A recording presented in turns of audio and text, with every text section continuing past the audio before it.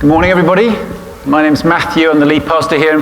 Today we're going to be looking at the life and work and the legacy of Howard Thurman, who we were just hearing about there on that brief video. We're in a series at the moment where we're looking at ways we can have a deeper experience of God through things like fasting, simplicity, letting go, and those practices associated with that form of spirituality. And we're in a point in the series where we've transitioned a little bit to talking about different figures in history who have developed practices that certainly work for them and perhaps can work for us, ways we can learn from some of these figures. And we've been looking, for instance, at Brother Lawrence. A couple of weeks ago, last week, we looked at Saint Therese of Lisieux, and today we're going to look at Howard Thurman. We'll have someone else next week. I think one of the things we've noted when we've looked at these characters, and as we've thought about this contemplative spirituality that we're talking about, that there's this there's a very practical nature to it. So even though Brother Lawrence was in a monastery, as was Saint Therese, they had their spirituality was all about practical living. How do you experience God in the humdrum of daily life? How do you live out your spirituality very really and very practically? Today we're going to really take a look at that, because Howard Thurman brought together in this really energetic way the contemplative, the inward life of our spirituality with the outward, the activistic. And it's no coincidence that the civil rights movement, and Howard Thurman was a huge influence in the formative years of the civil rights movement, as we saw there. It's no coincidence that this radical theology that he developed of nonviolence comes out of a very deep place. It doesn't just happen. It's not just like, oh, that sounds like a good idea, let's practice nonviolence. When you're in the midst of violence and violence is being perpetrated against you, probably the last thing on your mind is nonviolence. You want to protect yourself, you want to defend yourself. But Thurman was a contemplative that looked deeply at the issues. And as we heard in that little video, he was a mystic. So he was able to reflect on the inward life and this sort of chaos and disorder that we often experience inwardly when we're under pressure, even just in everyday life personally, but certainly in situations that the people of color experience every day in our culture, and historically, as we saw in some of that footage there. How can we respond from a more ordered, less chaotic, more simplified, more whole inward life in order that something more healthy might come out that brings not only transformation for ourselves, but transformation for the world. So we're going to explore some of that today. A couple of books. One was referenced there. We'll read a little bit from Jesus and the Disinherited. This is a very short book, but just a profound book. Some of you may have read this already. We'll read a few excerpts from this. He also wrote another book called Meditations of the Heart, many other writings. And you'll see in the material for this week, there are different excerpts and quotes from Howard Thurman that you might want to look at and discuss and reflect upon as well. And there's also an exercise in the material. So grab a copy of the material from the welcome desk outside, or you can download it online. I do encourage you to take a look at that. So before we go any further, I'm going to invite up a good friend of mine, Hubert. Actually, why don't you come on up? Hubert is going to come and join us. Let's give him a round of applause. So we're gonna kind of do this together. Hubert's on the board. He's a high school leader as well. Does lots of different things around here. But Hubert, you're a fan of Howard Thurman, right? Yes. So how? And I've got one or two notes here just to keep us on track, because both you and me could get right. Yeah, we could right. Very much. Those of know either of us, we can just go off track and not end up talking about the subject. Right. But how did you first run into Howard Thurman? What was your sort of first experience of that? How did that happen? Which is interesting, and actually it was yesterday that I confirmed this, because when we were meeting, talking about this whole series, when it came up that Howard Thurman and his thoughts and his work on the theology of nonviolence, it was like, oh wow, okay. And I realized I've kind of felt like I've always known Thurman or known of Thurman and his influence, but I couldn't remember exactly where that came from. At first I thought, well, maybe it was something with my parents, and it's like, no, because my parents didn't actually believe in nonviolence, so I know that I didn't talk to them about this. And then I've had the opportunity through work years ago at the Highlander Center to meet a lot of folks who were involved with the Student Nonviolent Coordinating Committee, and I know that Thurman came up in conversations, but I realized, no, I knew about Thurman to be able to have those conversations. And then it occurred to me, it's like, my grandmama Dixon. When I was a kid growing up in Nashville, Tennessee, my grandparents had a subscription to Ebony magazine, and they would always leave it out for anyone to Just got read. a different mic for you here. So Okay. Let's see if this works a little better. Okay. I think there was a little bit of background noise there. Is that a little better?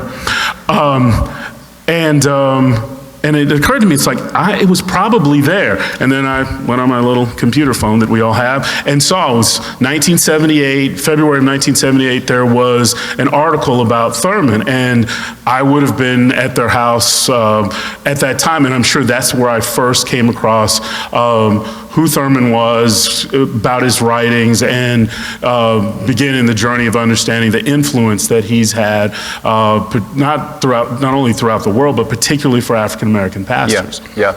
And would you say that he was somebody who was perhaps more behind the scenes in terms of, he's not so well known as many of the other civil rights leaders, but hugely influential, as we saw there from that.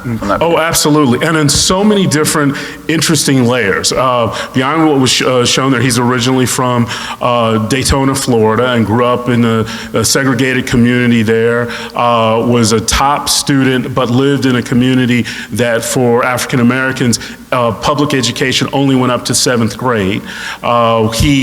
His principal taught him for the entire year of what would have been his 8th grade that allowed him to go to a high school in another city, since there were no high schools for African Americans in Daytona. And then he goes to college in Morehouse in Atlanta and befriends a person named Martin Luther King Sr. And they had a lifelong relationship with each other.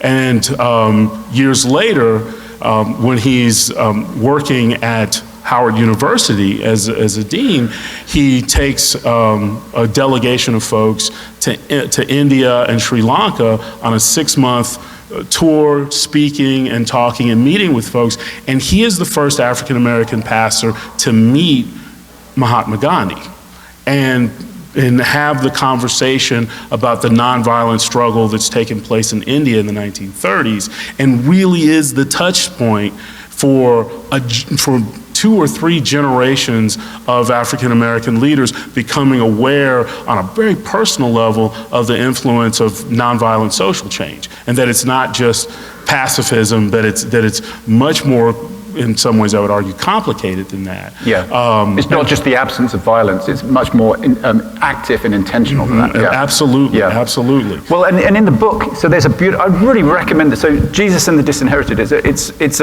a short book, but it's one of those ones where you stop every 5 seconds to it, because it's so deep. And there's a beautiful, it's tragic, but there's a beautiful story about his time in India there fairly early on in the chapter, where he's kind of faced with a Hindu criticism of Christianity because of some of the oppressive tendencies it's had throughout history. Something that strikes me as I read it is, it was written in 1949, right? He first published it in 1949, but so much of it feels very familiar. And even turns of phrase that we use all the time now. But obviously he was speaking into a very risky situation when he started talking about nonviolence, right? Tell us a little bit about that. I know you just mentioned, for instance, that your own family were not advocates of nonviolence, right? So how did that impact the African American community when he was talking like that? I think it's one of those things where today we very casually use the phrase nonviolence in terms of any kind of social action that folks are involved in today, or a belief that, everyone was on board with the teachings of King and Thurman and others in terms of nonviolence, but that's really not historically correct. And I can, again, speaking from my own experience, my parents were a little more Old Testament when it came to the idea of violence. They distinctly, I grew up, was the first generation that went through desegregated schools in Nashville, Tennessee. And my parents were very clear. It's like, they weren't, if someone hits you, don't give them the other cheek. It's you give them a left or right hook. And so and distinctly, I remember having conversations about not really believing in this idea of nonviolence. It's like you need to defend yourself, and so I think there was a lot more of that. And then if you really look at American history broadly, not just African American, but the history of the United States, it's just pretty much, it's very violent. The concept of nonviolence is incredibly countercultural and even counterintuitive, that some would argue. So what do you mean by that war culture or history is violent? I mean, the nation was started in the crucible of a revolution with war with Great Britain. Its biggest test on which direction that it was going to go as a nation or a separation of states was the American Civil War, were also a time of violence, an incredible time of violence. And I would say today, even the identity of the United States on an international as a force for good comes more because of our actions during World War II as a nation than through any of more so than the humanitarian efforts. And not to mention, for folks who are fans of Alexander Hamilton, we have folks who've engaged in duels, and he wasn't the only one at the time. So there's a lot of violence that's baked into American history. I mean, in some sense, what you're saying is culturally, the way to resolve problems is through war or through violence. That's been the precedent, and this was novel. This was somewhat outrageous. Yes, I mean radical would be probably is an overused word, but it probably applies here.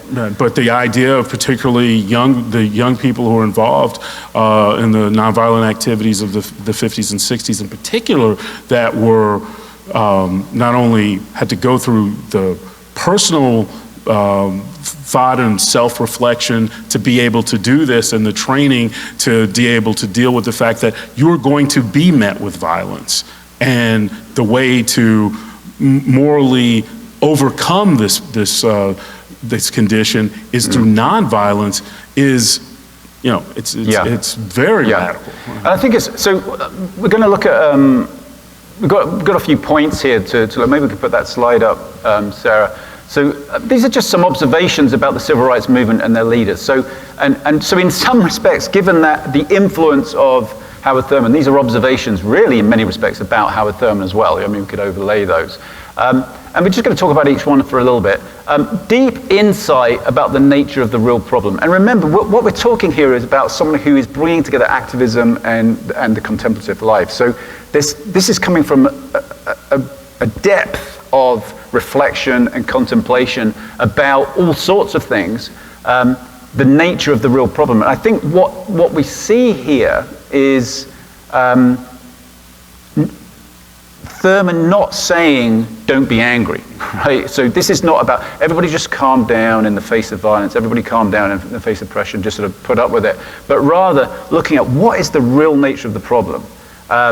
And is the problem we just need to get revenge, or we need to fight back, we need to take over, or is the problem really there's disunity amongst humanity? And the goal, in other words, is not just revenge, but the goal is unity. The goal is healing. The goal is reconciliation. I mean, it takes incredible courage, I think, to pursue that.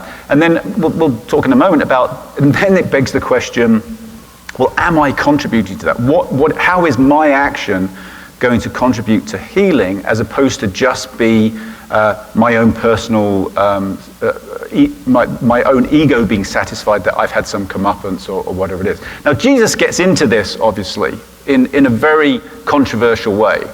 I think we can put that scripture up from Matthew 5 in a section of the Sermon on the Mount, which, by the way, we're going to be focusing on the Sermon on the Mount during the season of Lent, which begins soon. So we'll come back to these kinds of issues. But we've heard this before, right? So it sort of just rolls off the tongue. You have heard it said, love your neighbor and hate your enemy. But I tell you, which is kind of, I guess that's the norm, right? That's the Old Testament, if you like, if you want to put it that way, or it's the precedent of that's how things generally get resolved. But I tell you, this is Jesus, love your enemies and pray for those who persecute you, that you may be children of your Father in heaven. He causes his sun to rise on the evil and the good, and sends rain on the righteous and the unrighteous. So in the book, he really gets into this issue of placing Jesus in a very real oppressive system in first century Palestine. So he says, his view of Jesus is, okay, Jesus was around between the annexation of Palestine into Syria by the Romans and the fall of the temple so annexation, I think, was AD 60, AD 70, the fall of the temple. So Jesus is in Palestine at a time when there's all kinds of oppression going on. There's all kinds of political turmoil. So Jesus is not talking in some sort of religious higher plane that's not rooted in the practicalities of everyday life, and the practicalities of everyday life being, how do we survive in this oppressive system, and how do we speak to this oppressive system without just creating more oppression, without just creating more violence? So it's incredibly practical. Now, the second point up here, I think, sort of follows on from that if we go back. So there's a fearlessness in looking into the darkness. And I think this is a part of the contemplative approach, that there's a looking at the darkness in the world and not running from it, not withdrawing from it, having hope that actually I can go to it with hope rather than fear, and go to it with love rather than fear. But also looking on the inside of, okay, how is this making me respond? What's coming out from me? And looking at that darkness and the reality of hatred and the reality of retribution, and really addressing that and dealing with that. And as I was saying earlier, it's like almost like dealing with the chaos of that. And I think we can all relate to that, because we are in multiple situations probably every day where there's conflict, or there's, we feel unjustly treated, or something happens and we get super stirred up within. And then we know that when we're super stirred up like that, we're not necessarily responding with our best. We're not necessarily responding to the situation in the most healthy of ways. Again, doesn't mean don't be angry. It's just, how can we be angry in an energetic, focused, healthy way when anger is required. I'm going to just read a little bit here from, this is the very beginning of Jesus and the Disinherited. So listen to the words of Thurman here. It's a couple of pages, so just soak it in. He begins this way: many and varied are the interpretations dealing with the teachings and the life of Jesus of Nazareth. But few of these interpretations deal with what the teachings and the life of Jesus have to say to those who stand at a moment in human history with their backs against the wall.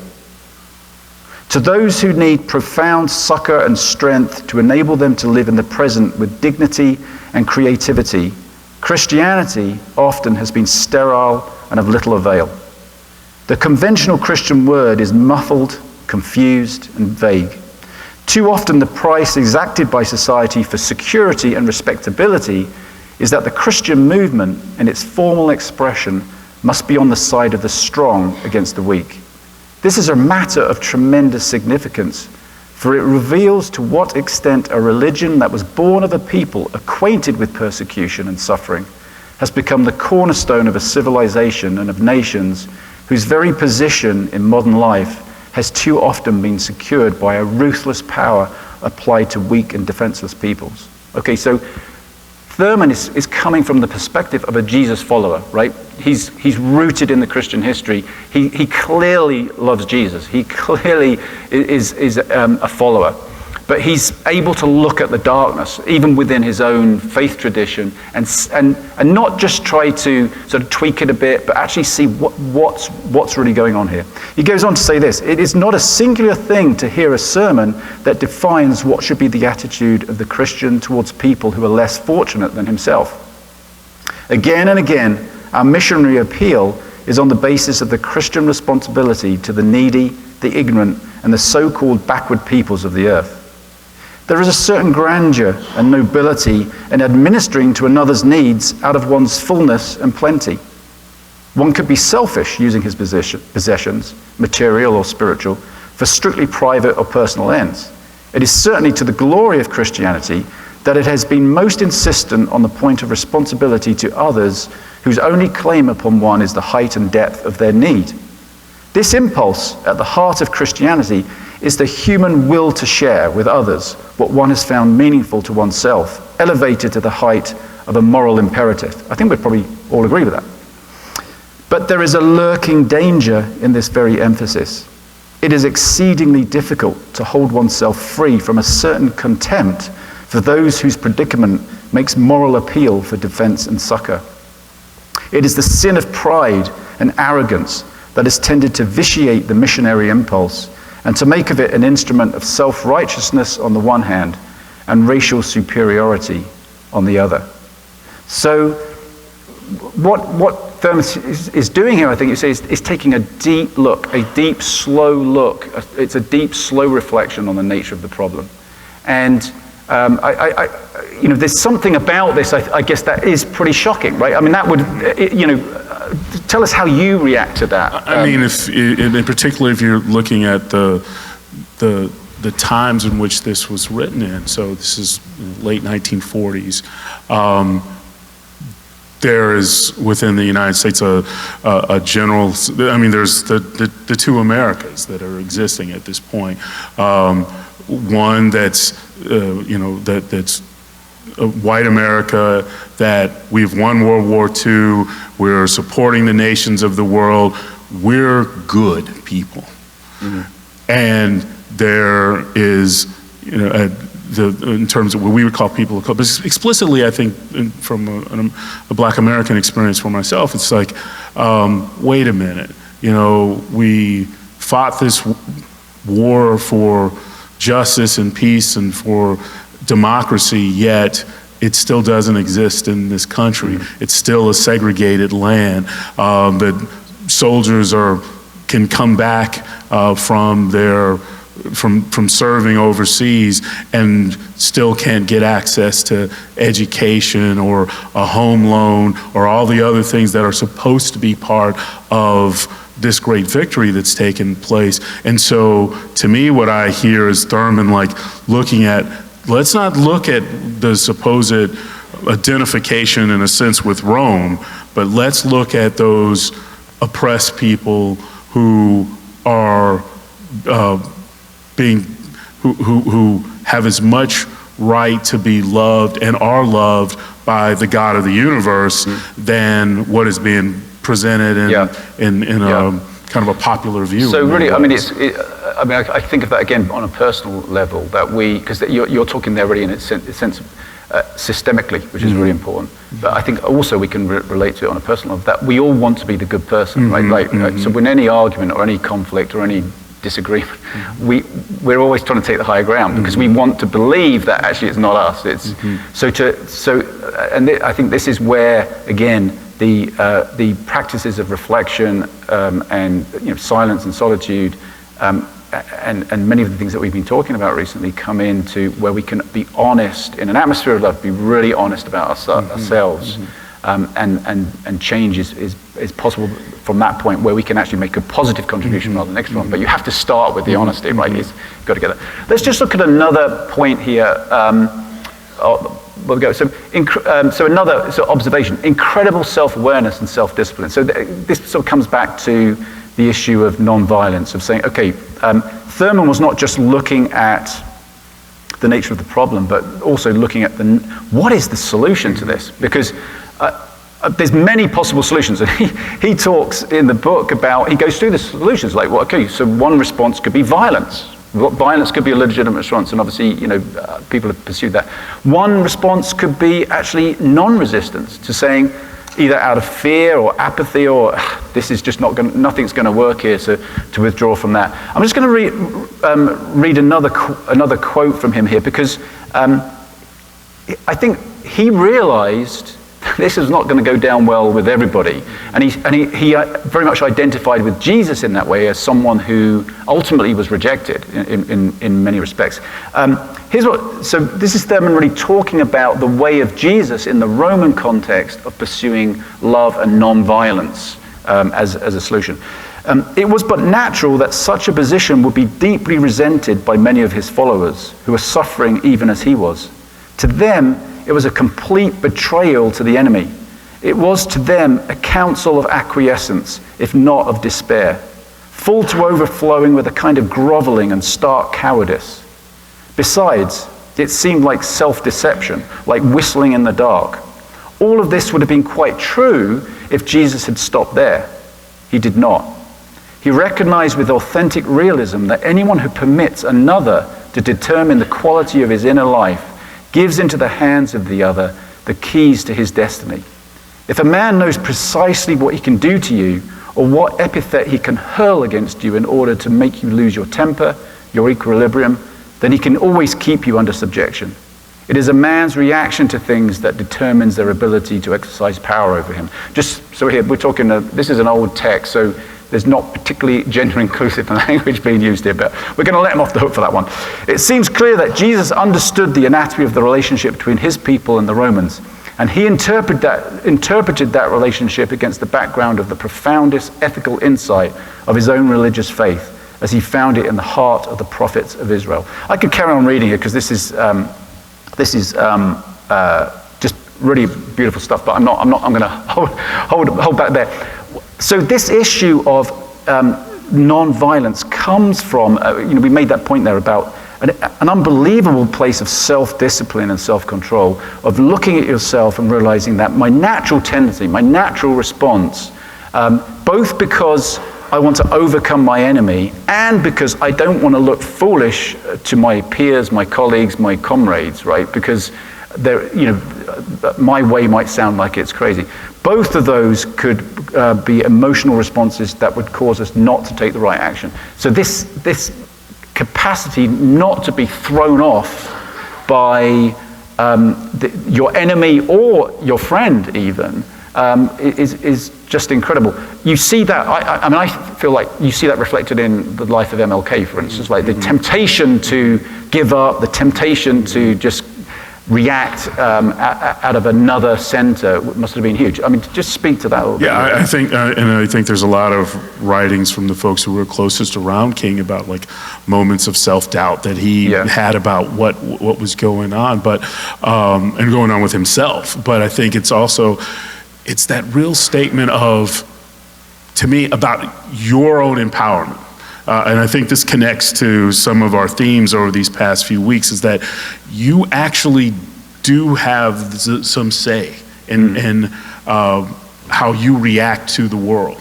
It takes some reflection. It may take small steps actually to get to that point. And it takes some time and reflection, but we have been given by God this ability to be empowered, that we don't have to let those who would disempower us or systems that would disempower, we have, because we know the love of Jesus, or if we can know that, overcome all of that. Yeah. But and obviously I'm not, I'm thinking more about myself, but it's great to talk about nonviolence in the safety of a room like this. But when you're facing the water cannons or the clubs or the horses, you don't know it's going to work, right? I mean, so the courage there has to come from a really deep place, right? And the faith, right? Yeah. I mean, ultimately it's because you don't know. Yeah. You don't know what the outcome is going to be, and so it's I think one of the truest expressions of faith, those folks during those times exhibited. And I think there's a rootedness that goes back beyond even this period of faith and belief and hope that things will get better. Yeah, yeah. So this is rooted very deeply. Let's just look at a couple of scriptures here, because again, this is all Jesus. Jesus called the crowd to him and said, "Listen and understand." Is there a bit more than that? Maybe I get that. Well, what's that mean? Yeah. So we'll come on to this bit. Sorry, I may have given the wrong text there. Sorry about that. But so Jesus' disciples are accused of not being very religious because they don't wash their hands before meals. That was the sort of standard religious practice. And so he's challenged about his disciples and their practices. And so Jesus goes on to say this: "Don't you see that whatever enters your mouth goes into the stomach and then out of the body?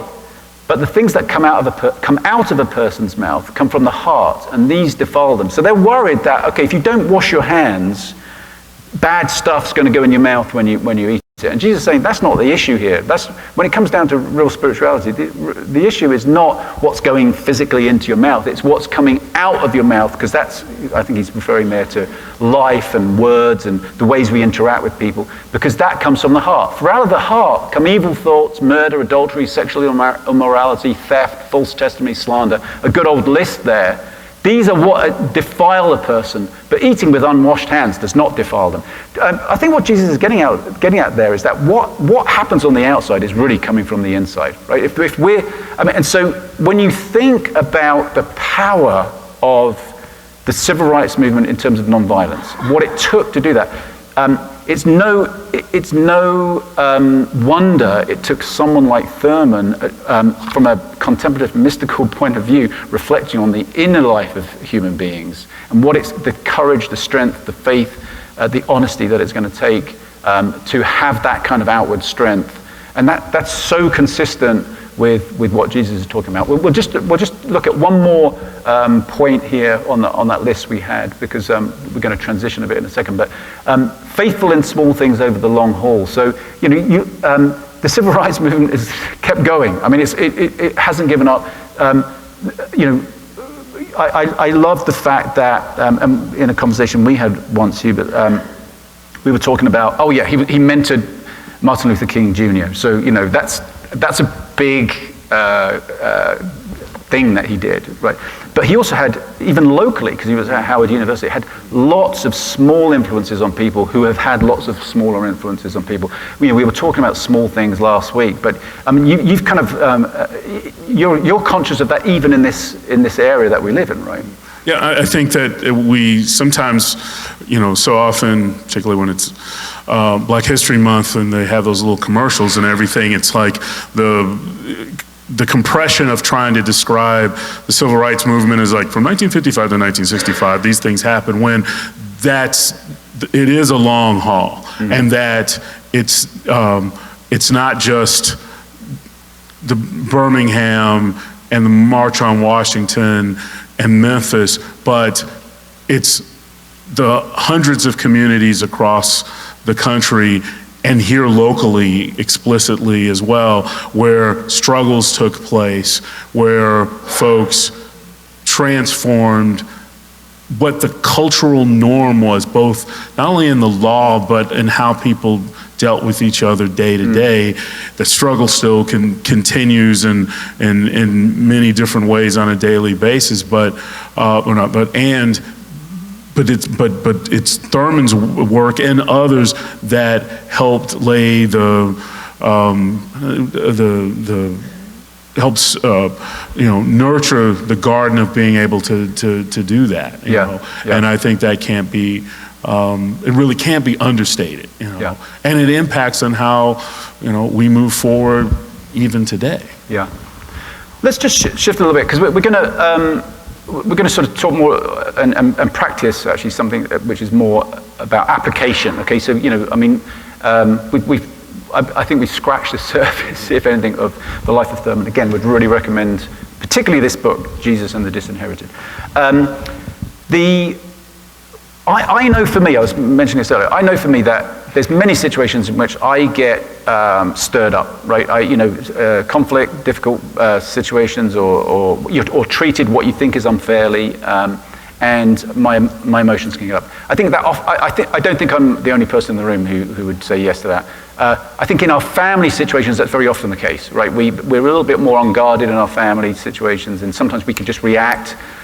Maybe we're not even aware that we're stirred up, and we're just letting it out, and people are having to take it. Maybe we are aware of it, but we don't really know how to control it. And I can think of multiple situations where in my relationship with my wife, with the kids, where I've kind of just reacted, I know, out of a bad place, and it's just not helped at all. It doesn't actually accomplish anything. It really, so whether it's emotional violence or whether it's, inappropriate anger, whatever it is, or even withdrawal, right? Because sometimes that's the way we react to a situation. We just withdraw, we shut down. Those non-healthy responses just don't really help. A couple of days ago, I was in a conversation with somebody in my family, nobody in this room, just so you know, and they were kind of being a little inappropriate, and I could feel myself getting stirred up, and I wanted to just kind of let them have it, and I realized that's going to make things worse. So in a split second, that's really going to make things worse, and I was able to actually hold myself in a bit and just sort of center a bit more, and then come out with, I think, what was a better response that didn't solve the problem. And it didn't necessarily make me look any better, but I think it was the right thing to do. And even just over the last few days, I think it's borne some fruit. So it is possible, and if I can do that, then there's hope for all of us, right? So at a personal level, I think we get how these things apply. But at a systemic level, also, I find myself. So I'm a white male, and when I think about, intellectually, I think about the fact that for however many millennia, there's been male domination in human culture, right? Just about every culture we talk about. And so, I'm part of that. I'm the beneficiary of that. I don't think of myself as being a sexist. I don't think of myself as being a racist, but as a white person, I'm in a privileged position in a system of over 400 years of racism, right? So I get that intellectually, right? I understand that. I would, if I was filling out a questionnaire or someone was interviewing me, I'd say, I get sexism, I get racism, but the last thing I want to do is be thought of as a racist or as a sexist. So when I'm in conversations with people who are maybe feeling angry, or people who are responding from a way because they feel they're subject to sexism or to racism, I'm quick to defend myself. I don't want to be branded that way. I don't want to be known as somebody who's sexist or racist. And my ego kicks in, and I'm more trying to defend myself, more feeling worried about my own level of discomfort than I am about what is the right response here. How do I understand more deeply? How do I respond with something more positive to the situation? So it impacts us there. I think around some of these issues we've been talking that Thurman brings up. What is the right internal response so that I could bring something positive and healthy to the situation we're in? And I think we observe in our culture right now, in terms of political discourse, that is not going very well, right? That whole thing, let's just say, is not going terribly well. So there's something, I think the way of Jesus, to me, offers some hope. And let's face it, Thurman he's hot on the heels of Jesus, right? Trying to follow Jesus. It offers some hope for another way. Mm-hmm. I want to ask you though, Hubert, like what for you, so as an African American in the culture now, what's the challenge for you, do you think, emotionally? Like where do you find you might have some struggle emotionally to center yourself and bring a healthy response? I mean, I'm sure that's not easy. Yeah, and be 100% clear, I'm not speaking on behalf of all African Americans, people of color, or anything like that. Just responding for myself. I mean, it's those layers of things, because I'm not just one of anything, and for challenges that I deal with as an African American male and as an older African American male are different from when I was younger, and also I don't know if it's balance, but the imbalance of the sexism that I have, that I continue to struggle with, and thankfully have had women in my life who've been able to call me on my stuff, and I didn't like it, and then realized they were right. So I think it's complicated, like anything else.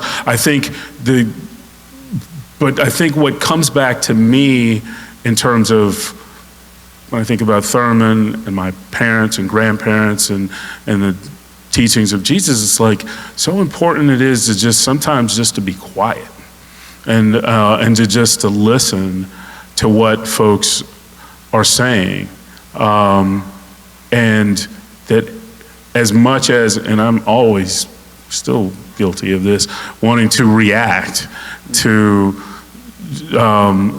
listen and hear what folks are saying, and then trying to engage people in conversation more than anything else, which is, but again, I just don't want to sound like a hypocrite. It's like sometimes it is, I don't always do that, you know.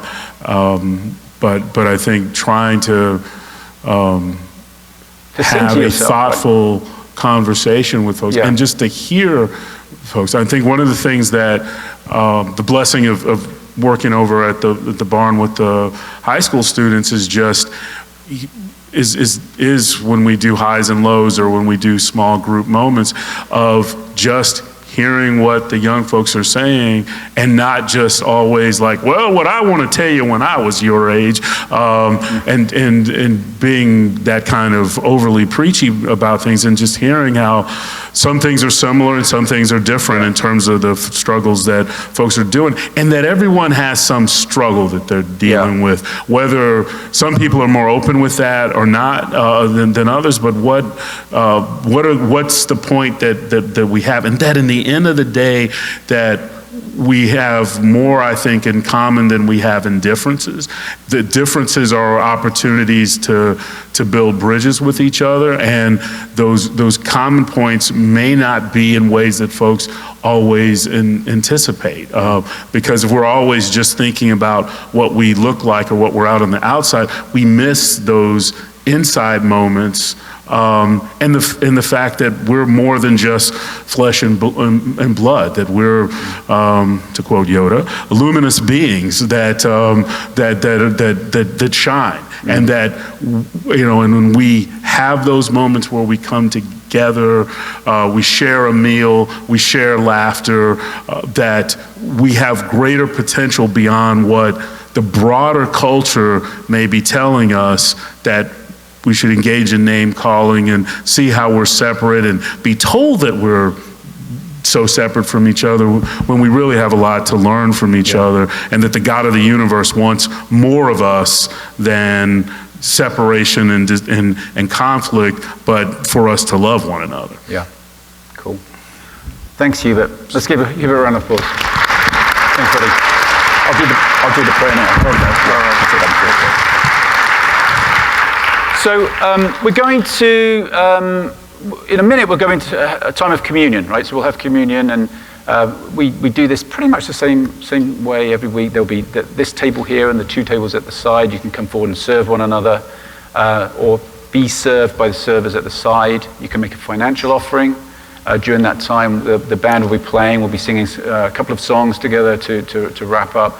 You can write out a prayer under Grow and Journey, and a heart cry that you just want to, you don't want to necessarily talk to somebody about that right now, but just want to write it out. We'll pray for you during the week. But if you want to talk to somebody or have somebody pray with you, you can meet us at the back of the room where we'll be available to pray. You can light a candle, or just sit quietly, whatever is appropriate for you.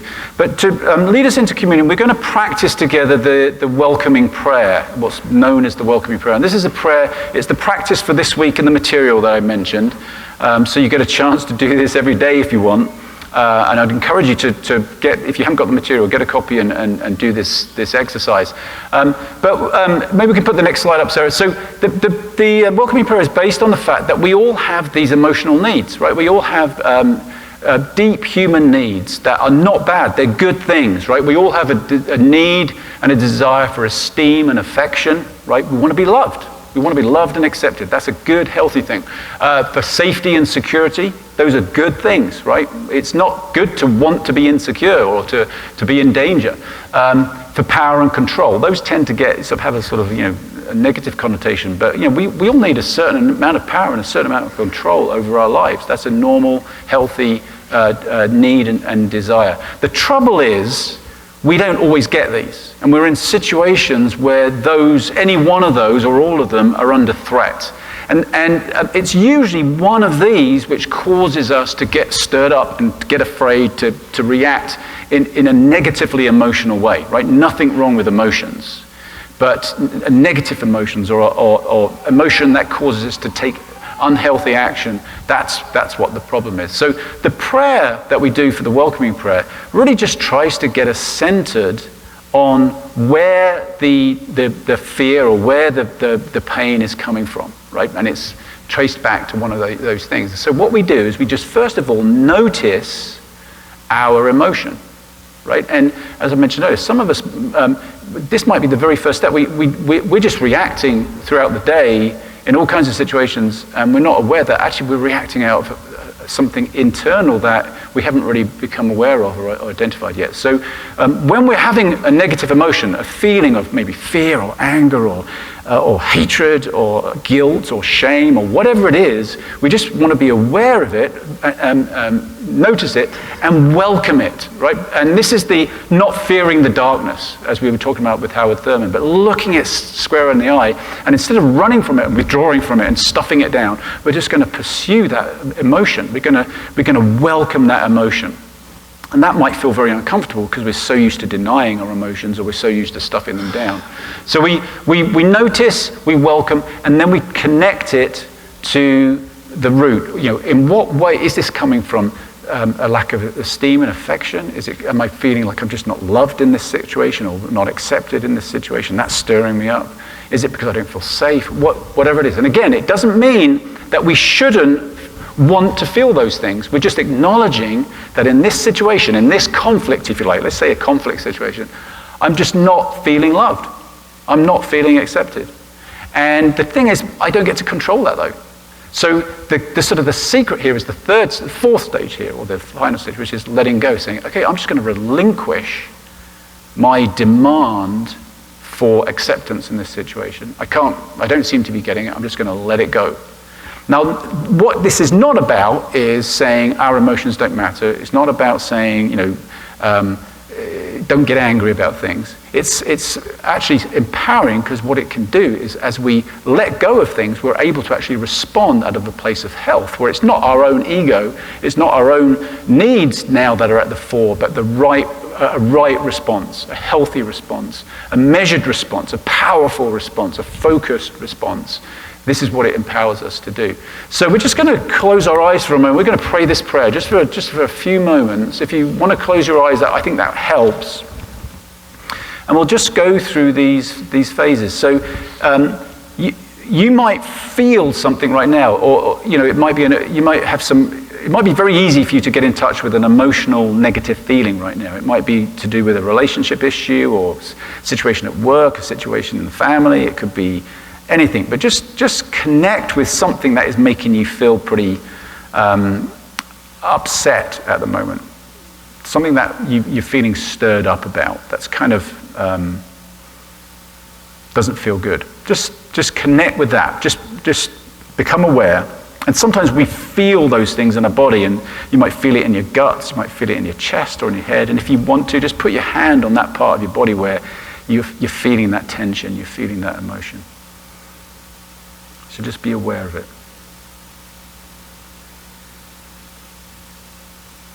And now, welcome it. Once you've identified it, once you've become aware of it, just welcome it. It may feel painful, but don't withdraw from it. Just welcome. Say welcome fear, welcome anxiety, welcome guilt.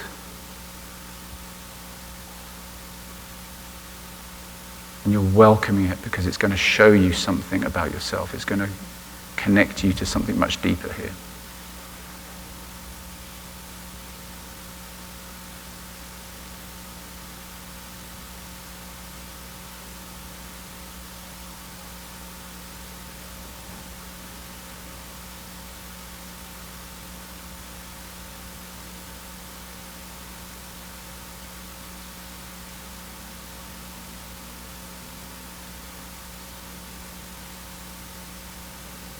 for all these phases of the prayer. You might need to take a little bit longer on any one phase. Maybe it's the awareness, maybe it's the welcoming.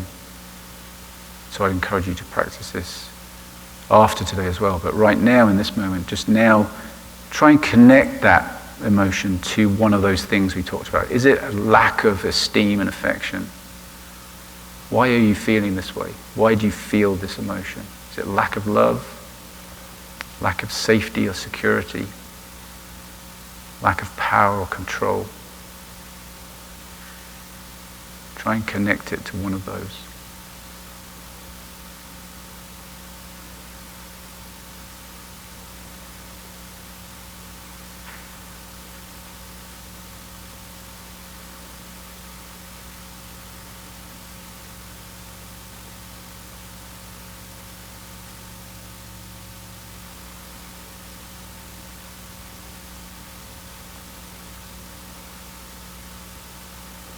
And when you feel you maybe have identified something there, let's let go. This has got to be the hardest part. How do you let go? And there's the conundrum of the way to let go is to let go.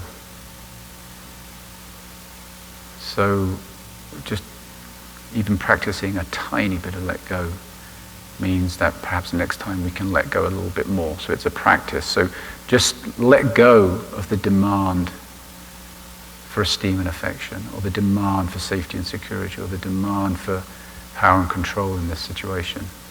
Just let it go. Relinquish it.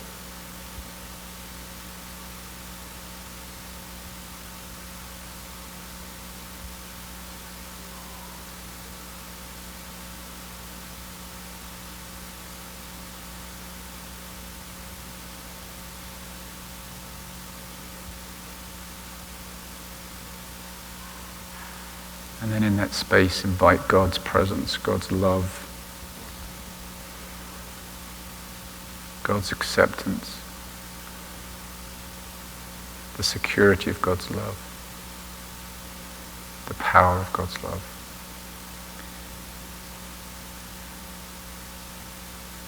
Let that pour into the space.